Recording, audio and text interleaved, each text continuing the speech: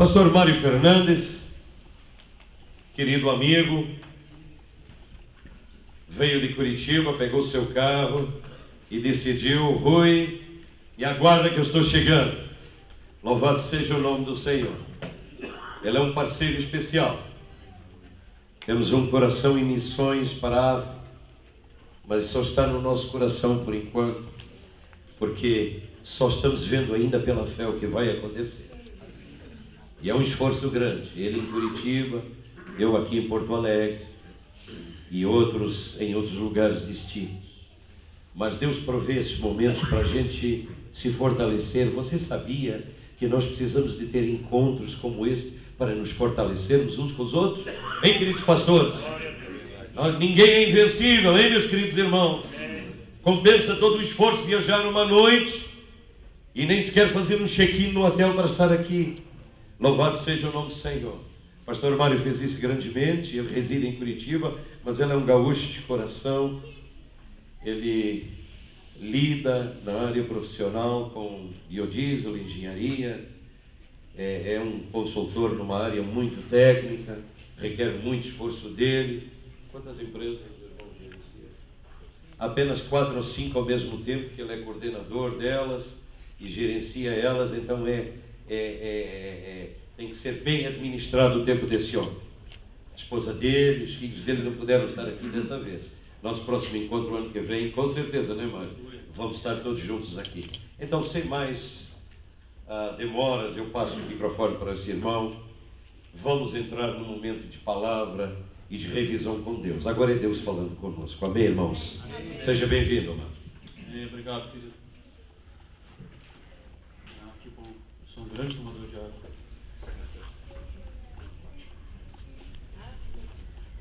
Paz, queridos, bom dia. Nasce paz.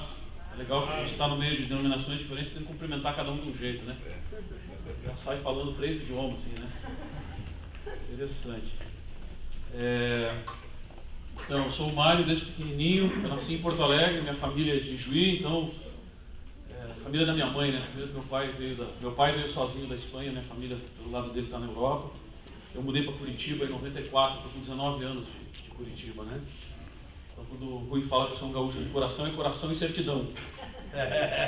O documento está lá, Porto Alegre, também conhecido como centro do universo. Poxa, vocês não iam rir. Vou me deixar mal aqui. A generosidade do Rui nos convidar aqui, a satisfação, o privilégio de poder estar aqui é muito grande, né? A responsabilidade é muito grande. Ainda mais depois que o irmão Paulo Pinheiro arrebentou com a gente ontem à noite, eu tive que catar os dentes no chão. Essa é a mão de Jeová, essa é a mão de Jeová que eu sirvo, Paulo. Amém. Olha, fiquei contente com 2 coisas. Primeiro, que eu vi um cara tão doido quanto eu, falando doideira tanto quanto eu, não me senti tão só. Segundo, que eu glorifiquei a Deus que eu não tive que pregar depois dele, que não ia sobrar nada. Vamos junto. Olha, mas sabe que eu sirvo a Deus na Igreja Batista Shalom, lá em Curitiba. Está comigo aqui o Fernando. Fernando é meio pequenininho, você não levanta a mão, não dá para ver, né? Só tem mais 90. O Fernando tem sido um fiel escudeiro aí na caminhada. A gente é sócio numa das empresas, administramos uma outra, uma metalúrgica, na região metropolitana. Estamos correndo atrás aí de um monte de coisas. E o Fernando também se converteu alguns anos atrás. A gente conheceu ele no começo da caminhada, né? Temos mais ou menos a mesma idade, a mesma visão do reino. Então tem sido um privilégio caminhar junto com ele. Alguns outros que se dispuseram a vir acabaram não vindo. Estamos nós aqui para cumprir o que Deus espera de nós. Lá na minha igreja, lá na igreja onde eu sirvo, né? A gente costuma dizer que todo cristão, todo discípulo de Cristo, ele deveria limitar o louvor. Cadê o Márcio? A gente deveria limitar o louvor a 2,5 minutos por música, né? Porque discípulo de Cristo, crente bom é que nem miojo, com 3 minutos está molinho. Então é 2,5, dá uma paradinha, assim, respira um pouco e vai de novo, né? A gente trabalhando no encontro com Deus ali, estava falando com o pastor Wagner, né? O encontro é um ambiente profético, um ambiente de libertação, um ambiente de quebra, né? De moer, de triturar. E Deus tem nos ensinado tanto ministrando ali. E se a gente fosse ser ministrado, talvez não aprendesse tanto, né? O último encontro que eu trabalhei aí em final de julho, tivemos um encontro em Curitiba e outro em Brasília, né? No de Curitiba eu decidi me comportar. Era um encontro de solteiros, de rapazes, né? Tínhamos 172 rapazes fazendo encontro. E a gente numa equipe de 64, eu disse para o pastor Osnico, o presidente do encontro, eu vou me comportar. Essa vez eu vou andar bonitinho, né? Me vesti, fui para a torre, fiquei orando lá o meu tempo de preparação para ministrar a palavra, para ministrar a cruz, ter um tema, assim, um assunto que eu sou tão apaixonado, né? Falar sobre a cruz, a obra redentiva de Cristo na cruz, né? E aí fui lá todo comportadinho, né? Andando, né? Não precisei ser carregado, fui tranquilo, né? Diga como é que eu acabei. Eu não entrei carregado, saí carregado. Na hora que terminou a ministração, me ajoelhei ali, comecei a chorar, veio um cara vestido de anjo, derramou uma jarra dessa aqui na minha cabeça.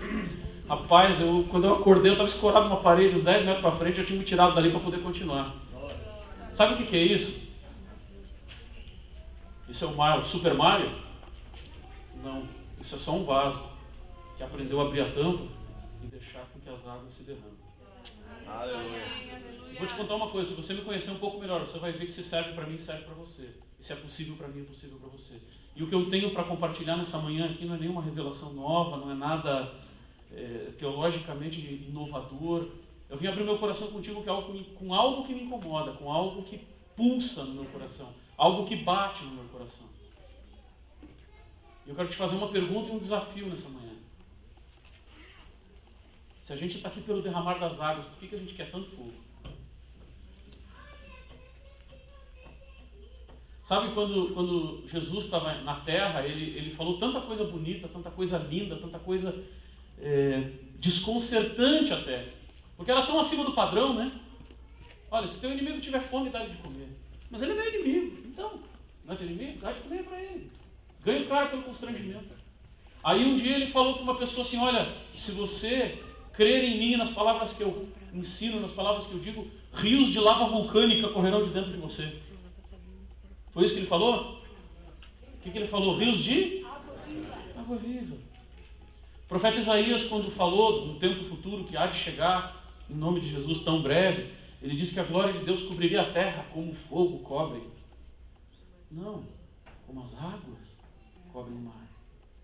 Sabe, meu querido, quando a gente fala de água, a gente tem muita simbologia na Bíblia, eu não quero entrar por esse caminho. Eu só quero te botar para pensar no seguinte: aquele que tiver sede, vinde a mim e beba, porque eu lhe darei uma tocha flamejante. Não, eu lhe darei de água. Existe um rio cujas brasas alegram a cidade de Deus, a morada do Altíssimo? Não, existe um rio cujas águas alegram a cidade de Deus, a morada do Altíssimo. Meu querido, nós precisamos entender que o fogo não é o fim. Eu não estou criticando, eu não estou puxando para o outro lado. Eu, pelo amor de Deus, o pastor Rui me conhece, eu sou do reteté, dia, de manhã, de tarde, de noite, para comer e para orar, só me dizer o horário que o endereço eu descubro sozinho. Vai ter reunião de oração, que horas? Ela não quer saber, não, aonde eu descubro? Agora, querido, pensa comigo. Existe uma mitologia que todos nós conhecemos de um ser que foi queimado e que ressurgiu das cinzas, chamado Fênix. Pois tem crente que tem síndrome de Fênix. Ele pula do fogo para queimar. Só sobra cinza. No outro dia ele ressurge. Com carne, com velho homem, com tudo de novo. Mas como é que pode isso? Verdade. Se as coisas velhas já passaram, o cara está no ramo de reciclagem. Ele pega e faz de novo. Ele não deixa Deus fazer novo. Ele recicla o de ontem. O cara é uma fênix, mete fogo.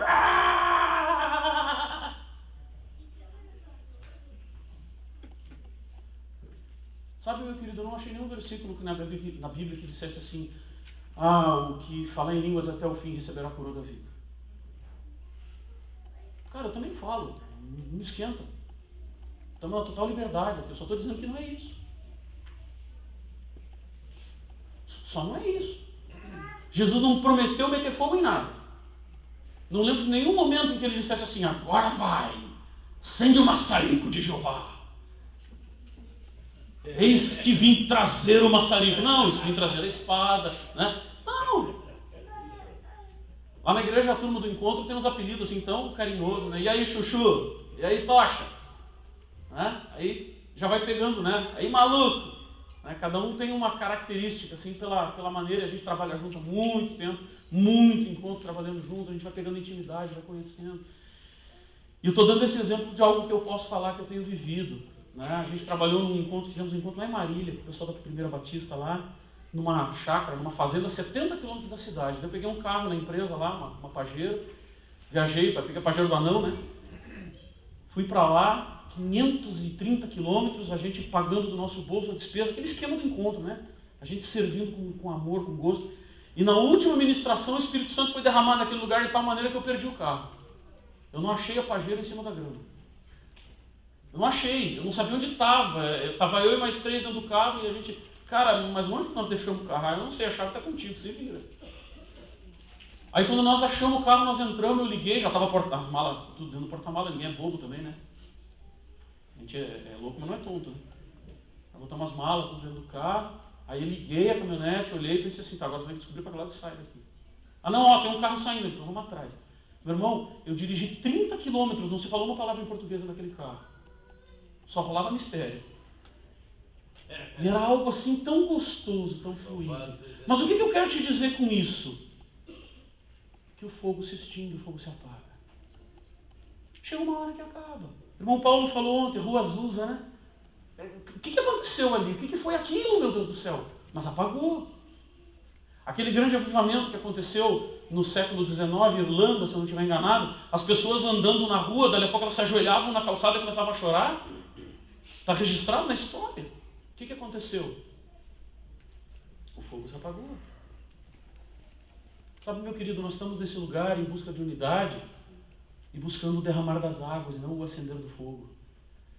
Nós precisamos entender que o fogo não é o fim de tudo. Eu quero te pedir a gentileza de abrir sua Bíblia em 1 Reis, primeiro livro de Reis, capítulo 18. É um texto tão conhecido, mas eu não quero fazer aqui uma pregação expositiva, não quero debulhar esse texto, eu quero chamar a sua atenção para uma ou duas coisinhas que eu encontrei aqui, depois de muito meditar, depois de muito gemer na presença de papai, depois de muito pular no colo dele, pedir misericórdia.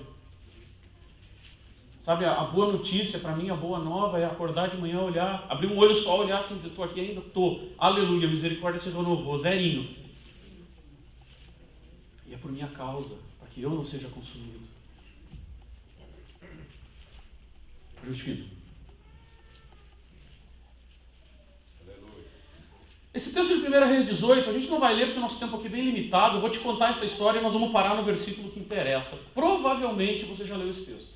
Acho muito difícil um texto conhecido desses, né? Primeiro livro de Reis, capítulo 18, conta a história de Elias, no meio daquela grande seca de 3 anos e meio. Por 42 meses a Bíblia diz que não choveu e não havia orvalho sobre a terra. Imagina a secura, a sequidão. Até a areia estava com sede. As pedras estavam rachando. A carcaça dos animais mortos sobre o chão trincada. Os ossos ali esfarelando de seco. E aí quando se cumpre o tempo determinado, o tempo devido, o papai vai lá e acorda o irmão Elias e diz assim, agora vai que chegou a hora. Vamos acabar com esse negócio aí. E Elias vai lá e se põe diante de Acabe, o rei, casado com Jezabel, gente boa, gente fina. Se põe diante de Acabe e diz assim, olha, o negócio é o seguinte, cara, nós temos que acabar com esse negócio que não está dando mais. Ah, é? O que você quer fazer? Vamos para o Monte Carmelo. Ah, vamos para o Monte Carmelo? Então vamos. Mas leva junto os 450 profetas de Baal e aqueles 400 sacerdotes que sentam à mesa junto com a tua esposa. Gente boa. Vamos para lá. Eu contra 850. Vamos ver o que dá. O que Acabe falou? É mole pro Vasco. Vamos.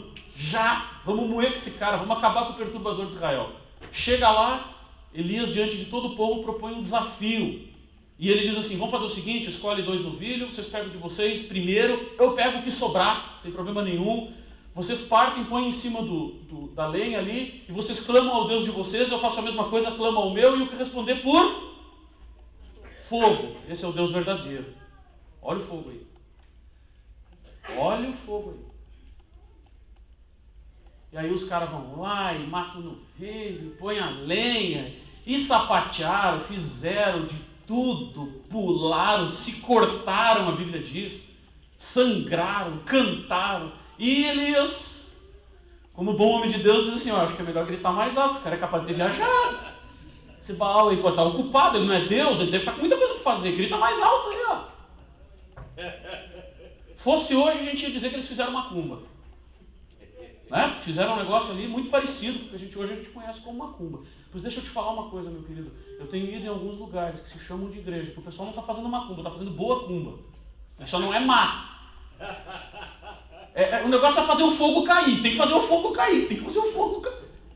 Mas o fogo não é o fim, cara.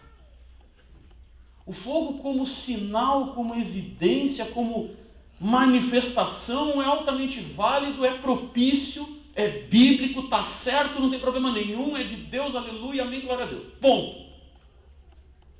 Mas o fogo apaga, meu. O fogo apaga. E daí chega no versículo 30, que é onde eu quero chamar a sua atenção.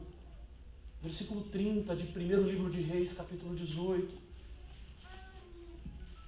Quando chegou ali pelo 28, 29, né? Elias já disse assim, o negócio é o seguinte, já deu meio-dia, acho que vocês já tiveram um tempinho de vocês. Tá bom já para vocês, né? Tá bom, tá? Tá bom? Já é minha vez? Já sou eu? Eu, tio, me escolhe. Agora eu? Então tá. E aí chega o versículo 30. No versículo 30 a Bíblia diz então, você pode ler aí. No versículo 30 diz que Elias foi lá.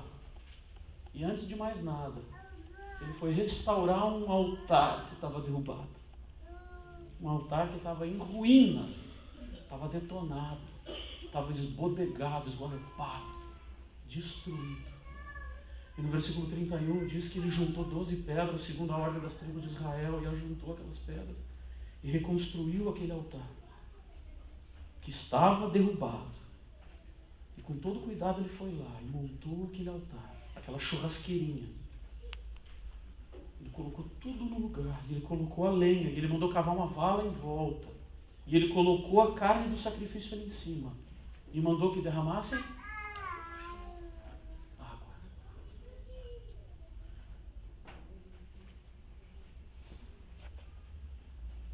Meu amado, como é que você quer que venha fogo sobre o altar da sua vida, se o altar tantas vezes está derrubado?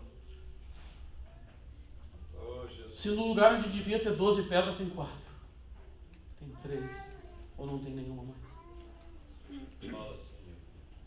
Como é que você quer que Deus faça o impossível se você joga querosene na fogueira e clama por fogo? Elias jogou água e clamou pelo impossível. Não tem impossívelzão, impossívelzinho, impossível, é impossível. Qual que é a diferença de jogar água ou não jogar água? Elias jogou lá uns 220 litros d'água, mais ou menos, aqueles cântaros ali, uns 200 litros d'água. Um tamborzão desses azul que a gente conhece hoje aí. Derramou um tanto daquele d'água em cima. Qual que é a diferença? Não tinha fogo mesmo? Então põe água. Devia ter jogado areia ainda, farinha. E o fogo ia comer do mesmo jeito. A Bíblia diz 4 versículos para frente, que o fogo que caiu do céu comeu até a pedra. Lambeu o pó da terra, diz o verso 34. Meu, fogo que cai do céu lambendo a areia, põe água, tira a água. Mas... Gente, vamos deixar de frescura, vamos deixar de nhenhenhé, e vamos olhar para o que a palavra de Deus diz muito claramente. Meu querido, enquanto o altar não for restaurado, não vem fogo. E enquanto o fogo não purificar, não chove. E se nós queremos o derramar das águas, nós temos que olhar como é que termina esse capítulo 18. E termina chovendo. Não termina com um vulcão explodindo, não termina com mais fogo, não termina... A única coisa que termina com fogo que não se apaga está lá em Apocalipse 21, acho que não precisa nem citar, né?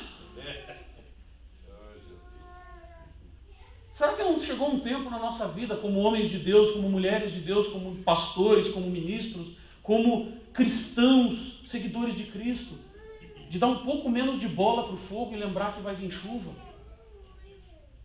E de que o que nós queremos é o derramar das águas? Mas como é que nós vamos chegar lá se nós ainda estamos aqui? Sabe por que tantas ações missionárias naufragam? Me dei conta disso esses dias. Fui obrigado a pedir perdão para Deus. O pastor Rui falou uma coisa muito, muito própria. A gente tem um olhinho na África lá assim, sabe, de rabo de olho, assim, num lugar específico, numa determinada ilha. Ai, ai, ai. Tem dias que a gente, véspera de vencer a fatura do cartão de crédito, né? Volta, Senhor Jesus, volta hoje. Amanhã vence o cartão, volta. Amanhã é dia de pagar a fatura e a gente está querendo que ele volte hoje. Mas às vezes a gente não se dá conta que ele não vai voltar. Não enquanto ele não fizer o que tem para ser feito através de mim e de você. Porque a Bíblia não diz em lugar nenhum que o dia que toda a terra for coberta de fogo do Senhor e o reteté tomar conta, ele volta. Não. Ele diz que ele volta quando o Evangelho for pregado a toda a criatura. Não anunciado, pregado. Pegando na mão. Ontem eu estava conversando com os irmãos ali no hotel, no caminho, hoje de manhã aqui também. E a minha sensação é a seguinte, que muitas vezes a gente foca tanto no perdido, pastor Paulo, que não se dá conta de uma coisa que o irmão falou aqui ontem.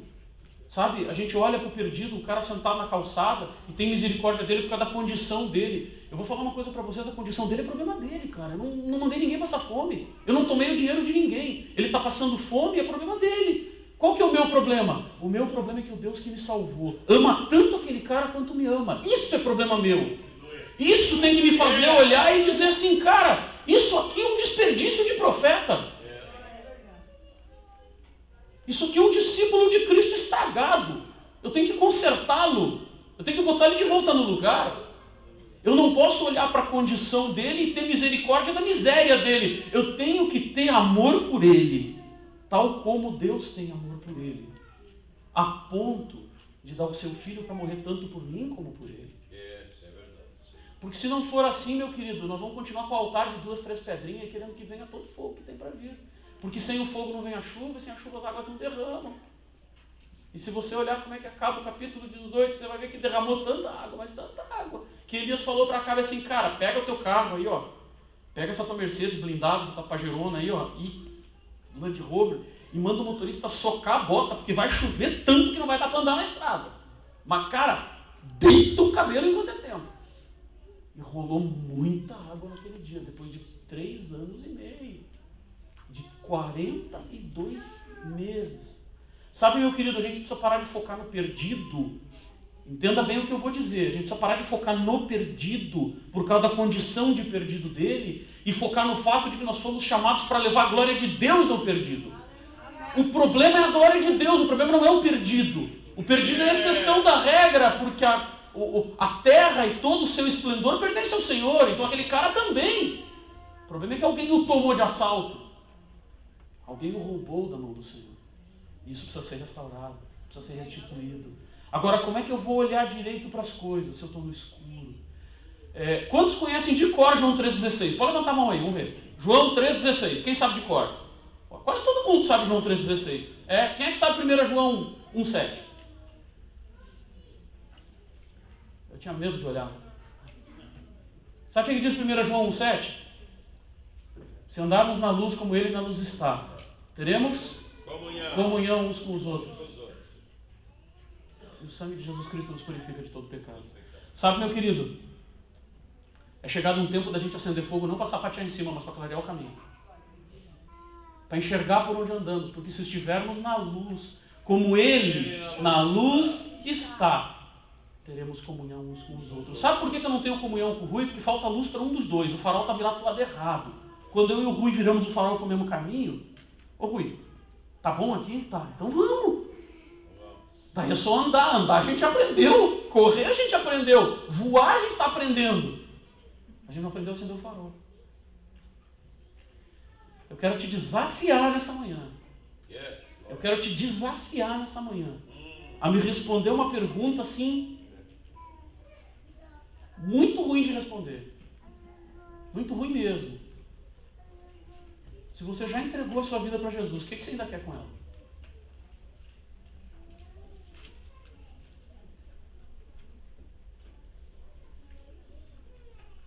Porque quando eu dou um presente, ele não é mais meu, certo?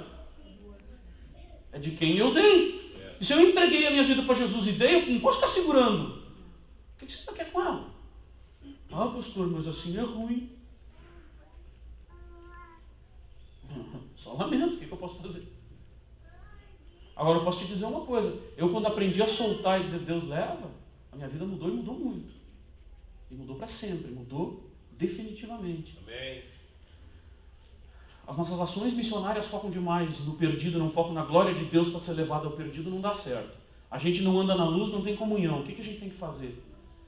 Eu tenho meditado tanto nesse texto de 1 Reis 18 que eu ousei começar a escrever um livro só sobre esse capítulo. Do início da seca até o capítulo 19, ali é onde ele vai para a gruta, onde ele se enfia na caverna. Tamanha riqueza que Deus tem nos mostrado naquele texto ali. Querido, cadê as suas 12 pedras? Cadê o seu altar?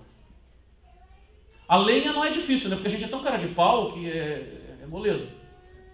E a carne está aqui, né? Então é só jogar em cima. Cadê as pedras?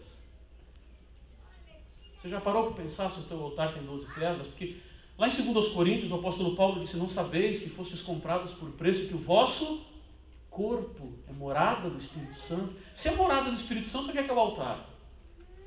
Cadê a arca? O CEP do Espírito Santo de Deus está na minha conta de luz, cara. E está na sua também. Porque onde você estiver, é ali que o Espírito Santo de Deus tem que estar, porque ele habita em você. Ou nós cremos nisso, ou vamos embora comer chocolate, Rui.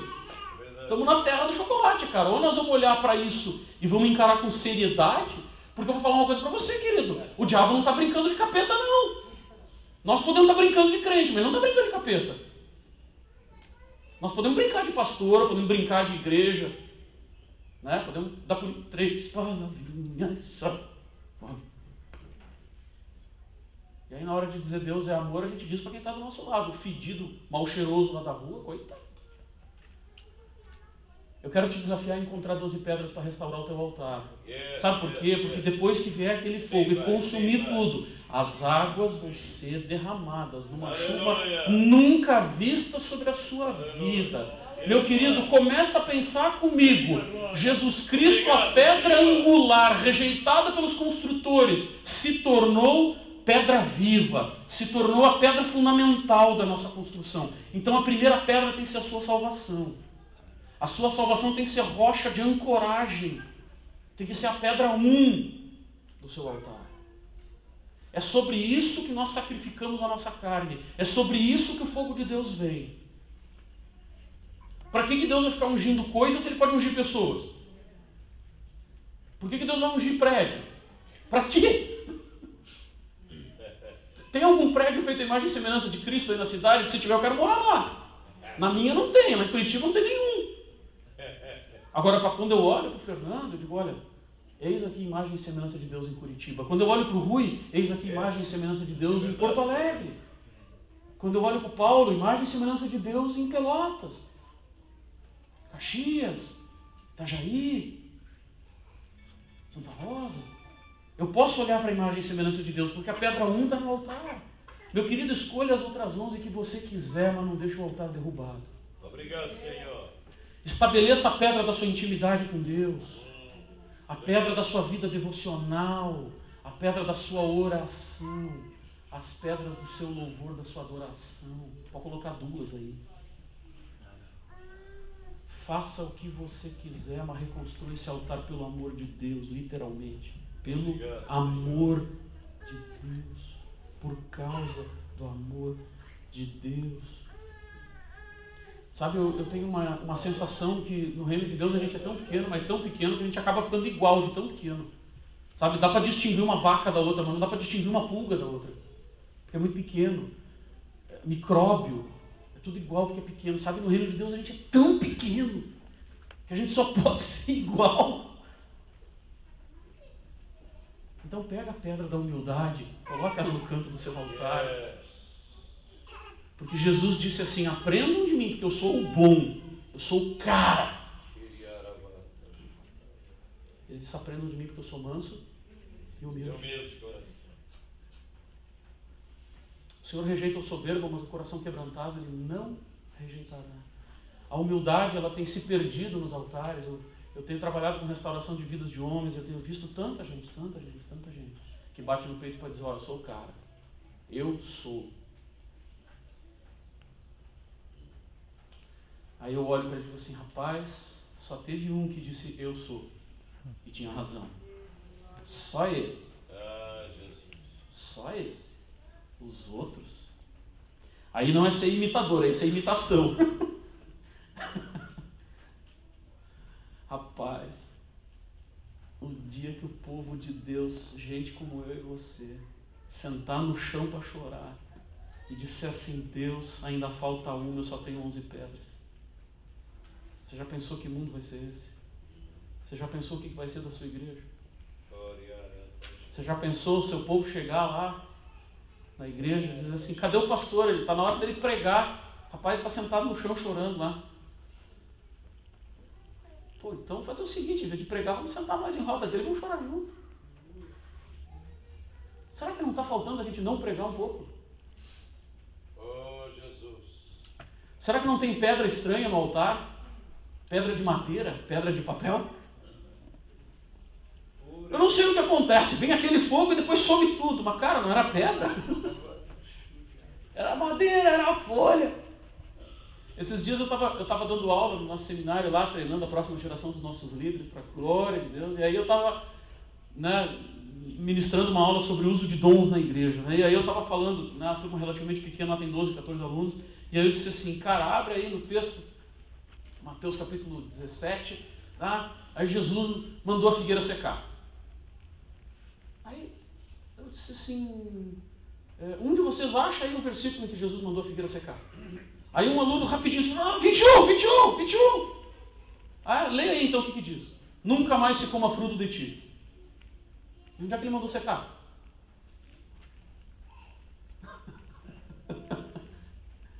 Ele não mandou secar. Ele nunca mandou aquela figueira morrer. Nunca. Em versículo algum, nenhuma das versões do Evangelho, nem livro apócrifo você vai achar Jesus dizendo: morre desgraçado, lazarento, picareta, sem vergonha, morre. Não. Sabe o que ele disse? Não se coma mais fruto de ti. Te pergunto, o que resta a uma figueira se não for para produzir figo? Senão a morte. O pastor Eibe tem nos ensinado, ele é discipulador do nosso pastor. O pastor Eibe Hubbard tem nos ensinado uma coisa muito interessante. O propósito da vida de uma laranjeira não é produzir laranja, não. É produzir outras laranjeiras, através da semente que a laranja carrega. Temos aprendido isso. Então, meu querido, se a sua vida não frutifica, tem alguma coisa errada com você. Eu não estou querendo botar culpa no teu ombro, não é isso. Muito pelo contrário, o acusador é o outro, não jogo esse jogo, não estou nesse time. Não é nada disso. Mas tem uma coisa que eu não posso ir embora daqui sem dizer para você. Ou a gente reconstrói esse altar direito, ou o fogo vai cair sempre pela metade. E esse é o fogo que chama chuva. E essa é a chuva que faz a água derramar. Ou você já viu alguma coisa derramar sendo pouco? Derrama quando está sobrando. Derrama quando tem muito. Sabe, eu podia ficar aqui e me estender, e fazer ilustrações, e fazer comparações, citar um monte de versículo bíblico, né? Mas lá em Juízes 6, né? Gideão, lá tocou com o cajado, e aí subiu um fogo e queimou tudo.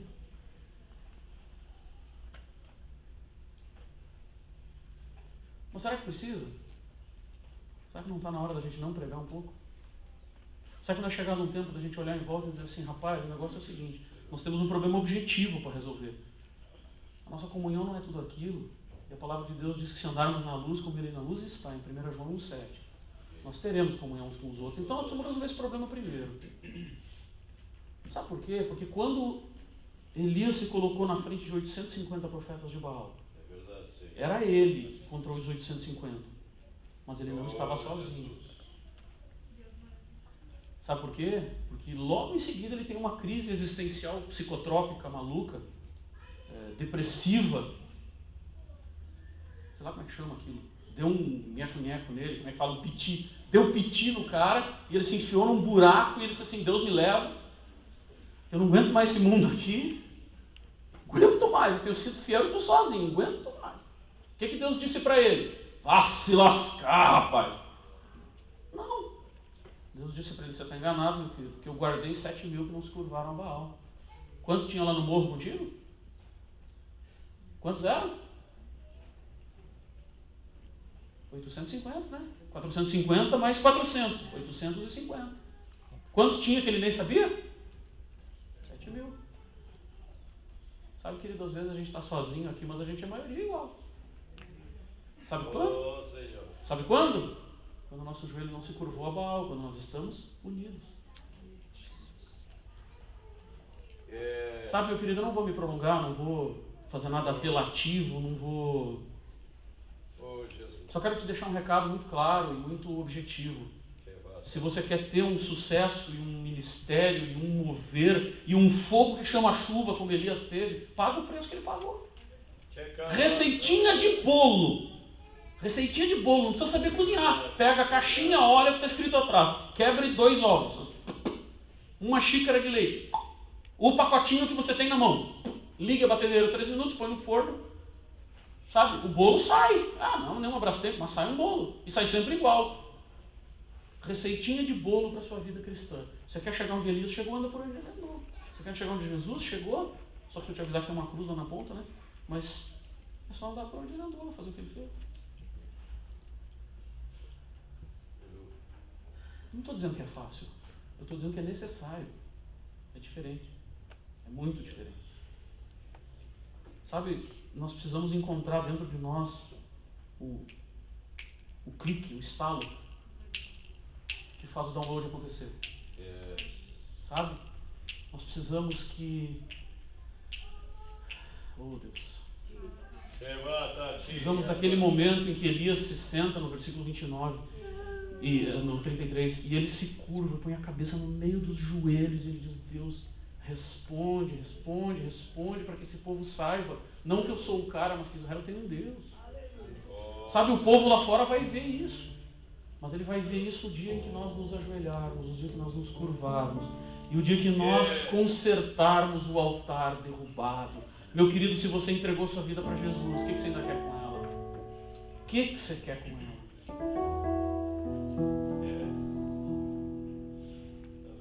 Por que Deus vai ungir coisas se Ele pode ungir você? Eu quero te convidar a ter a coragem, a ousadia de ficar de pé ou de se ajoelhar, mas de sair de onde você está. Se você quiser vir aqui, chegar perto dessas águas, se você quiser se ajoelhar, mas eu quero te desafiar nessa manhã a sair do lugar para restaurar um altar que talvez nunca teve 12 pedras, mas que tem que ter.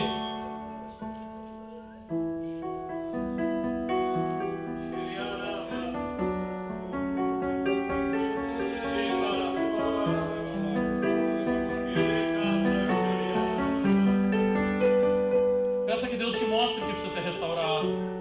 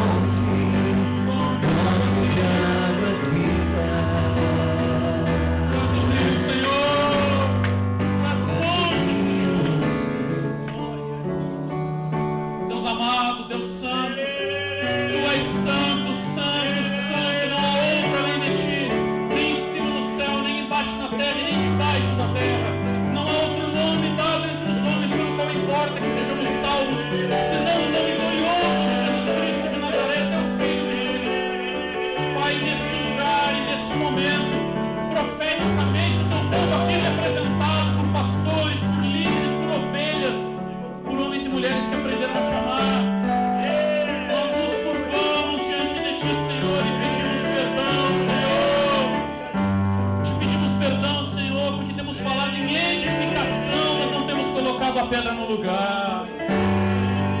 Temos falado tanto em amor, mas temos praticado tão pouco amor, Senhor.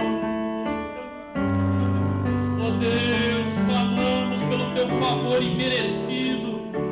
Clamamos por tua misericórdia renovada desta manhã. Não permita que sejamos consumidos, Senhor, porque o fogo consome tudo aquilo que é palha. Oh Pai, quando Jesus encontrou aquela figueira, a Bíblia diz que só encontrou folha. Folha é tão bonito, Deus, as nossas obras são tão bonitas, mas elas não constituem fruto. Oh Deus, tu nos chamaste e nos escolheste para que nós fôssemos e dessemos fruto, e fruto que permanece. Pai, como eu, pobre de mim, ganharei esse mundo sozinho? Como, Deus, se nem ao menos na minha família todos já foram alcançados, todos já foram salvos? Se dentro do condomínio onde eu moro ainda sobrou um japonês para ser ganho. Mas, Pai, o teu povo unido pode aquilo que o universo não pode, aquilo que o inferno não pode, porque a tua palavra não promete em lugar nenhum que as portas do inferno não prevaleceriam contra mim, mas contra nós. Ó Deus, faz de nós verdadeiramente um purê de batata, faz de nós um rio, Senhor, onde toda água é água, onde não se distingue uma gota d'água da outra.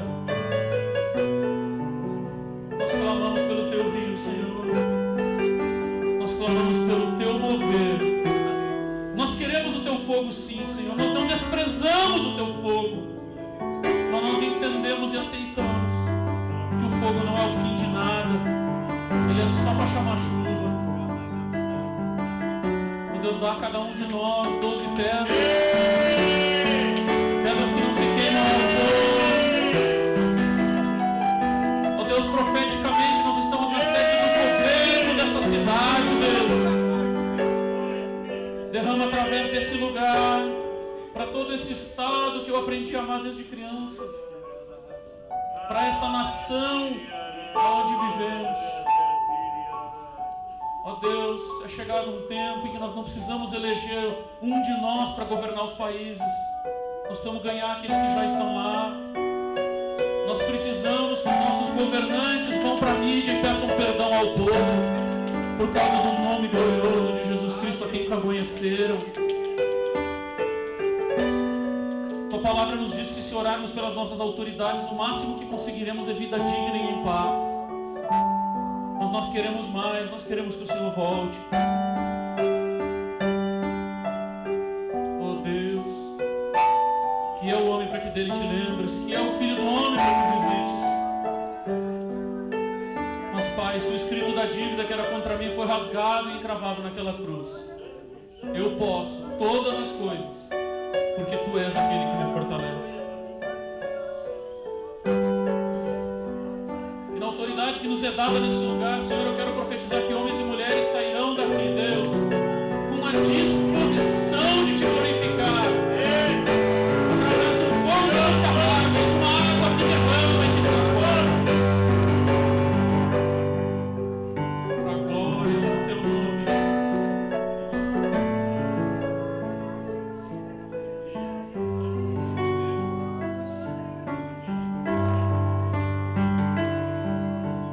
Yeah.